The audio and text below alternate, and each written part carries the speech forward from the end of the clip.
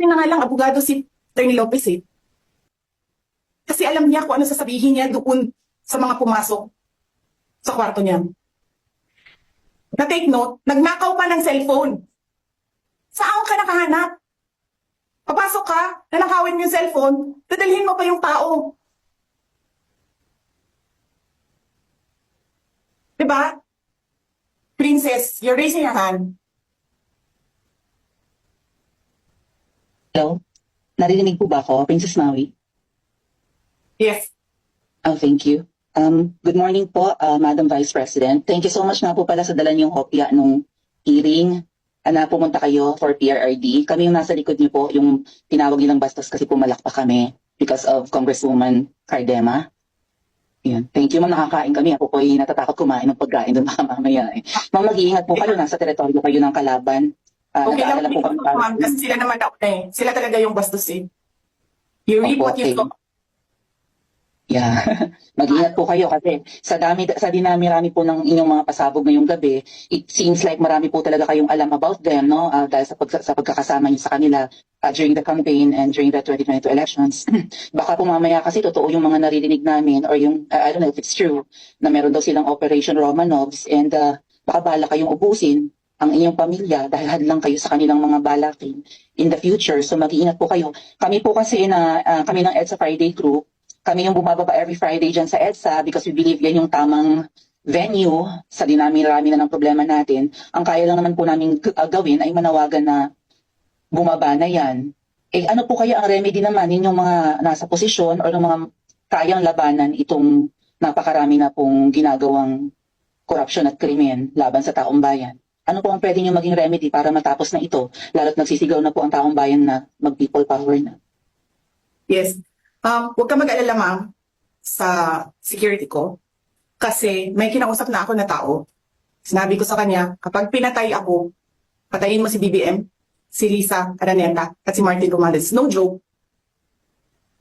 No joke. Nagdilin na ako ma'am.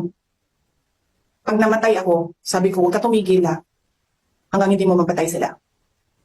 And then he said yes. So, alam mo ma'am, yan ang lagi kong sinasabi sa mga kabayan lang nung mayor pa ako. Ang laban, wala dyan sa EDSA, ma'am. Wala dyan sa mga highway. Ang laban, ma'am, nandun sa loob ng palasyo. Yan ang problema.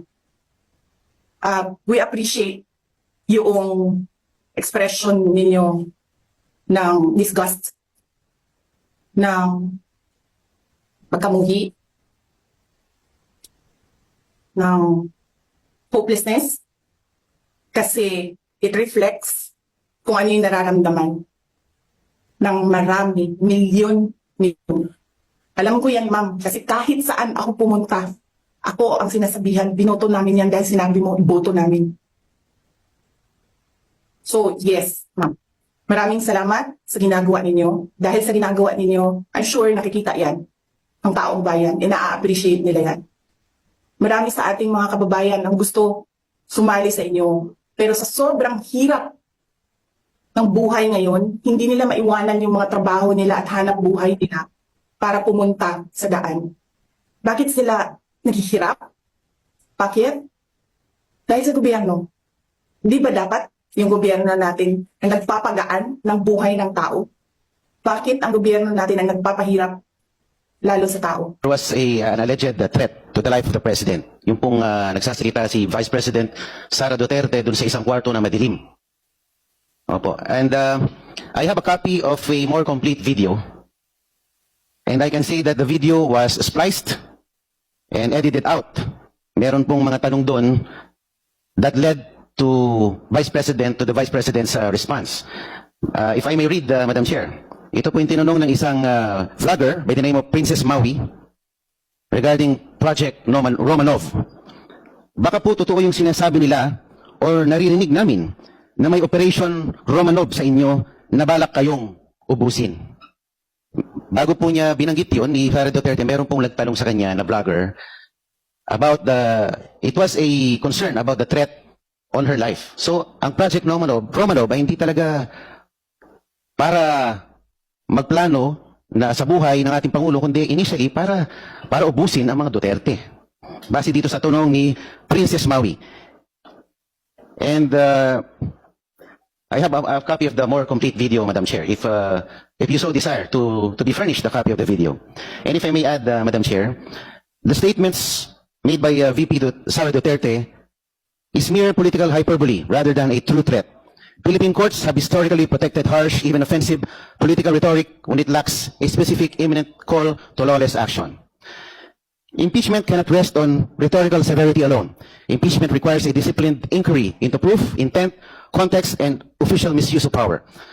The statement was conditional on her own alleged killing, was later explained as an expression of concern for her security, and remains the subject of an unresolved criminal and investigative process. Sinabi nga po ni VP Inday Sara na siya mismo nagsabi that the remark was a plan without flesh and that the condition was her own death first, based on the Al Jazeera interview dated 26th of November 2024. Unless the House can prove that the Vice President made a serious operational instruction to an identifiable person or used her office to advance such plan, the allegation is better treated as a matter for criminal investigation and political censure, not as a self-executing basis for removal from office. And if I may end this manifestation, Madam Chair, based on the fourth verified complaint itself, the allegation arises from a statement made during a press briefing framed as a conditional and dependent on a hypothetical scenario. With due respect, this raises a threshold issue. At this stage, the committee is not determining criminal liability. It is determining whether the complaint alleges sufficient grounds based on its contents. A statement standing alone, without an overt act, without corroboration, and without evidence of execution, remains an allegation. And Madam Chair, habang pinapanood po natin ang mga video ni VP Sara, ang Pangulo ay nananatiling buhay na buhay, alive and kicking, at nakakapag-jumping jacks pa. So, buhay na buhay po ang ating Pangulo at malusog. Maraming salamat po. Your manifestation is noted. The Honorable Thank you, Chua. Madam Chair. Is this quick? Yes, very quick.